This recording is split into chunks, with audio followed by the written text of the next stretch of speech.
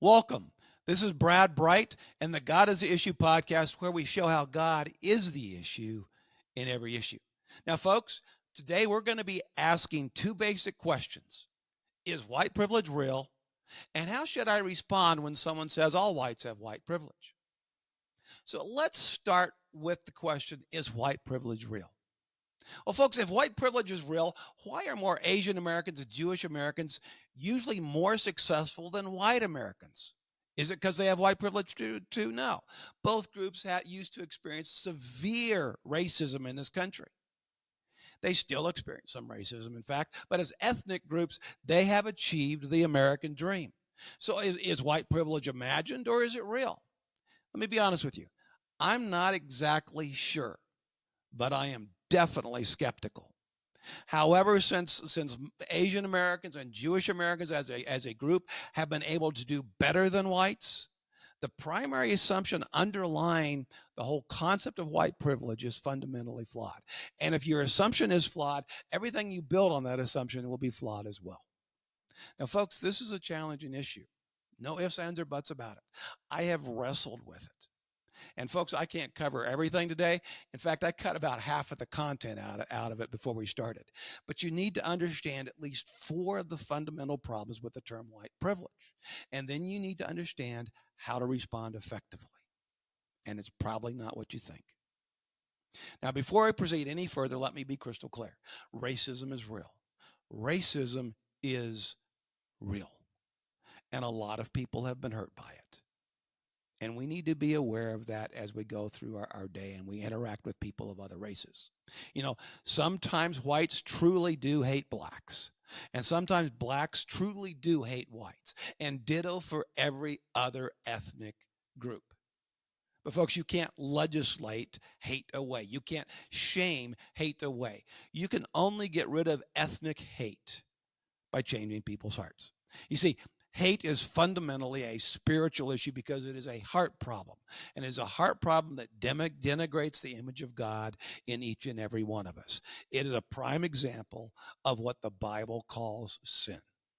And folks, if it's a spiritual issue primarily, then the primary solution must be spiritual as well. You see, trying to fix a primarily spiritual issue by applying an external systemic solution is like trying to heal cancer by putting a Band-Aid on it.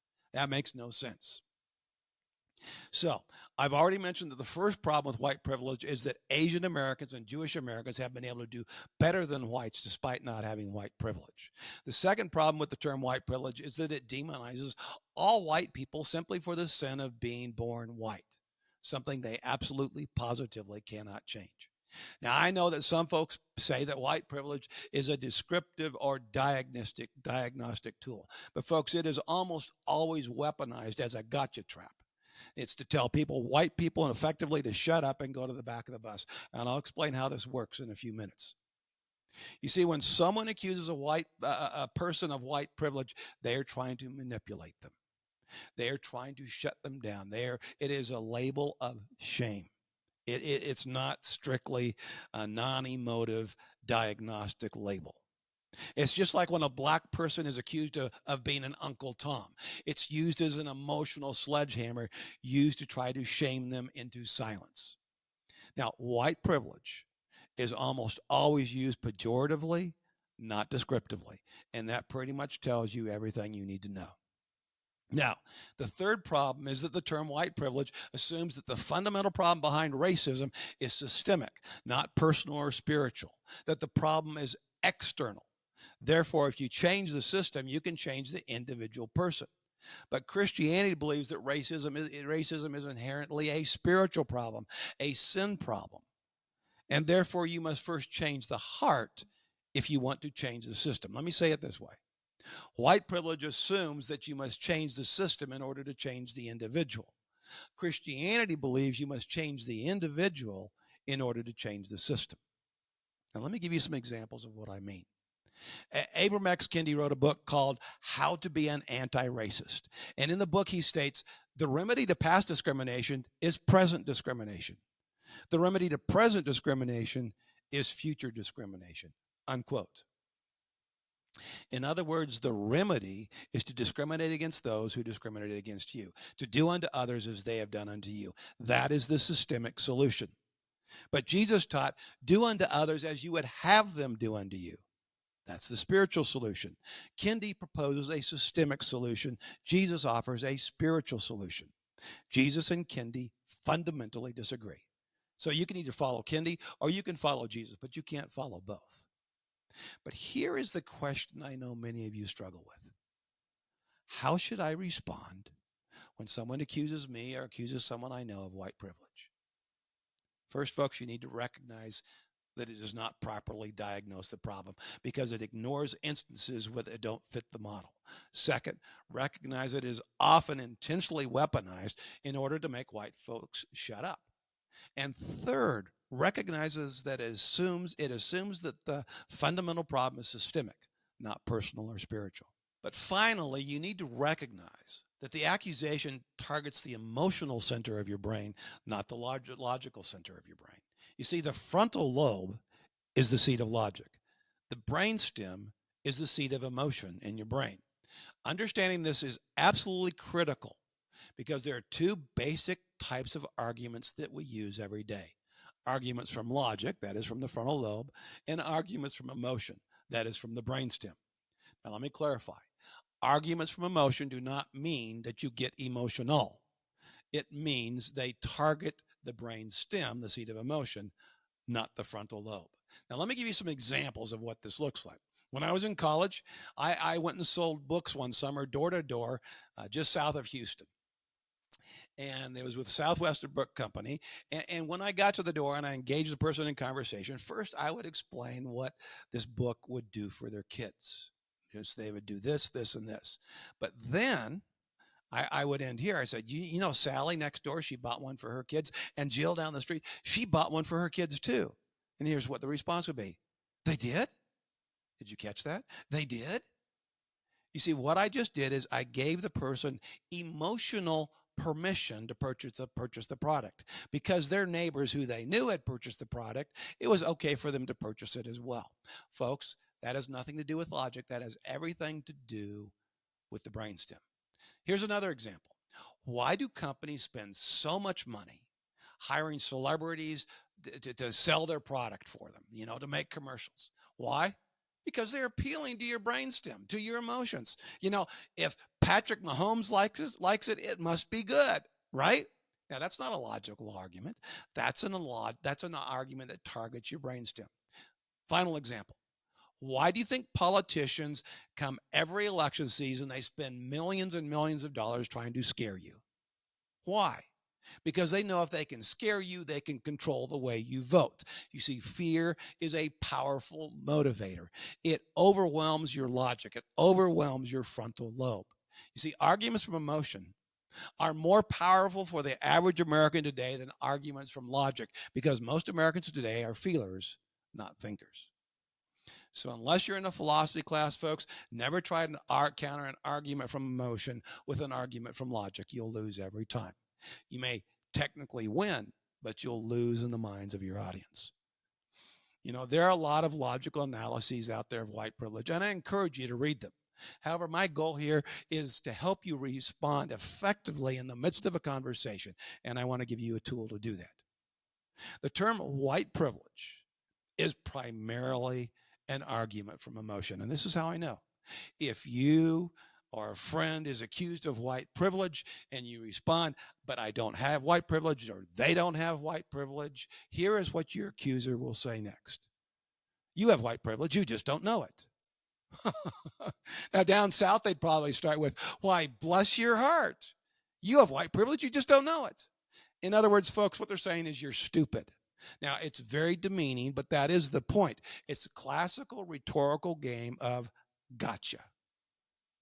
You see, it's a skillfully designed rhetorical trap designed to put you in a box you can't get out of because there's absolutely nothing you can say to prove them wrong. There's nothing you can say to prove them wrong. Each time they're going to respond, well, you do have white privilege, you just don't know it. Folks, that's how you know an argument is from emotion. You can't logically debate it. So what's the solution? The solution is not to step in the into the rhetorical trap to begin with. and is to counter with your own argument from emotion. Now then, let me be clear what I'm not saying. I am not saying you should get emotional. That is probably the absolute worst thing you could do. Don't react. Never react. Stay calm. When they say you have white privilege, respond this way. Well, I understand that's your truth, but it's not mine. Say it as nicely as you can. It's probably going to catch them a little off guard. Now, no matter what they say next, again respond, oh, no, I understand that's your truth, but it's not mine. You see, two can play the gotcha game. That can be a two-way street, because here's their problem. Now they have to explain why your truth is not true.